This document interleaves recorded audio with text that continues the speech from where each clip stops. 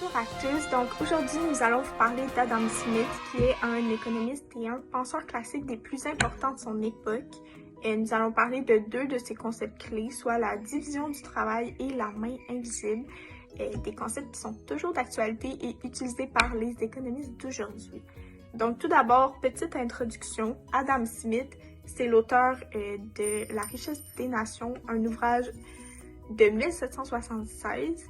Dans ses écrits, Smith encourage l'industrialisation pour permettre à un pays de s'enrichir car, selon lui, c'est par la liberté économique et politique des individus qu'un pays ou qu'un individu peut maximiser ses richesses.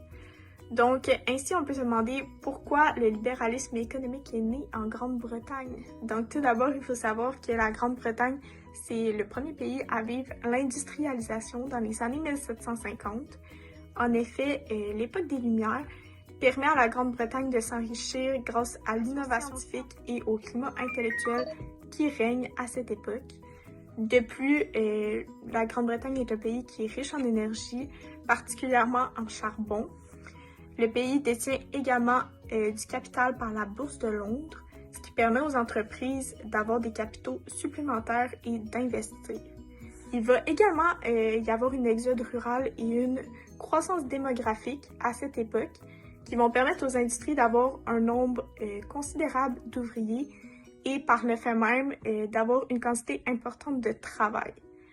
Donc, suite à ces événements, les philosophies libérales apportées par Adam Smith, mais également par d'autres penseurs de l'époque, et l'esprit d'entreprise qui règne en Grande-Bretagne suite à l'industrialisation vont faire de ce pays un milieu favorable à la réception du libéralisme économique et ça va donc permettre à ce pays d'en être le lieu de naissance. Donc voilà, je vous laisse avec la division du travail.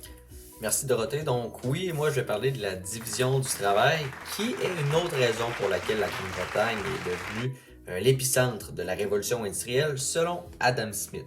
Donc premièrement, je vais expliquer qu'est-ce qu'est la division du travail. Ce que Smith voulait parler lorsqu'il parlait de division du travail, c'est justement le fait que la Grande-Bretagne a décidé de séparer une tâche compliquée en plusieurs tâches simples et données à des travailleurs. Donc par exemple, Adam Smith prend l'exemple dans son livre d'une fabrique d'épingles. En fait, c'est un exemple qu'il a, on pourrait dire, un peu emprunté, volé à Henri-Louis Duhamel, du moins il ne le cite pas.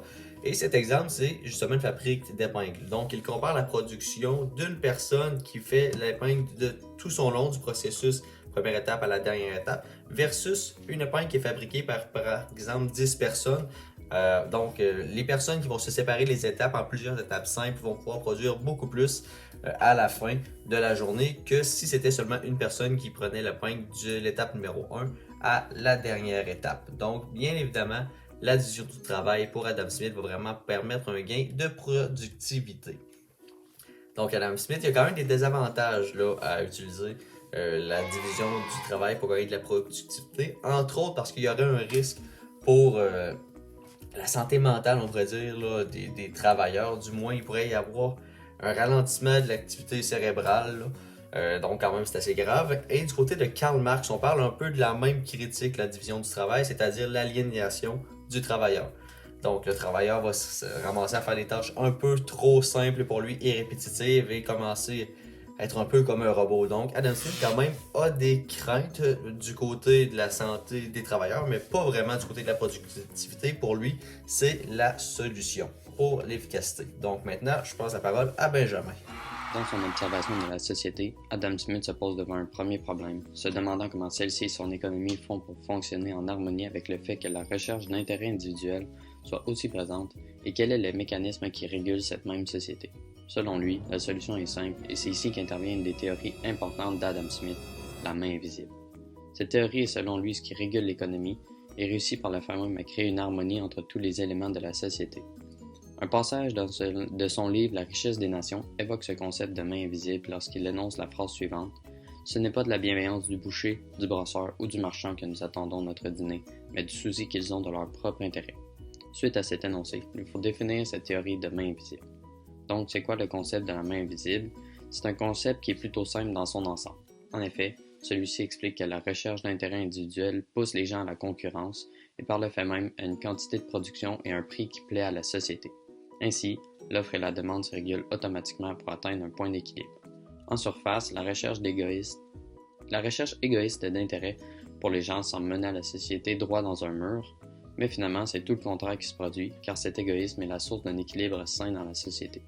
Comme Adam Smith l'explique lui-même, le fait de chercher à tout prix son propre intérêt fait avancer la société de manière plus efficace que si les individus se concentraient tous sur le bien-être de la société dans son ensemble. Cela s'explique par le fait que si les individus cherchent à tout prix à améliorer la société, dans un tout, le but ne serait plus de produire un niveau qui est payant pour les entreprises, mais bien à une quantité et un prix pour que tout le monde puisse s'offrir ce qu'ils veulent, ce qui mènerait inévitablement à des pertes monétaires pour les entreprises, donc une faillite pour celles-ci.